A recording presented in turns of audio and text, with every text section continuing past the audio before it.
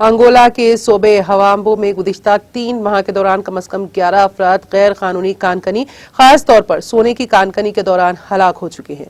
قومی پولیس کے ہوامبو کے سوامبی کمانڈر کمشنر فرانسکو ریاض نے ایک پریس کانفرنس میں بتایا کہ یہ ہلاکتیں بلونڈو، اوکوما، لونگونو، کالا، چکلا، لونگوہما اور ہوامبو کے میونسپل علاقوں میں ہوئی ہیں۔ انہوں نے وضاحت کی ہے کہ ملک کا یہ حصہ کم از کم 7 سونے کی کانکنی کے لیے جانا جاتا ہے۔ انہوں نے کہا کہ صرف 3 مقامات پر غیر قانونی کانکنوں کی تعداد 2000 افراد سے تجاوز کر گئی ہیں۔ رباس نے کہا کہ صوبہ ہوامبو میں نیشنل پولیس ڈپارٹمنٹ غیر قانونی کانکنی کی حوصلہ شکنی اور اموات کو روکتا رہے گا۔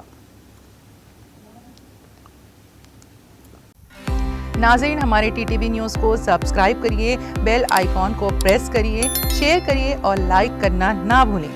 اور کسی ایڈورٹائزمنٹ سے متعلق جانکاری کے لیے ہمارے اس نمبر پر کانٹیکٹ کیجیے۔ ہمارا نمبر ہے 9550102020۔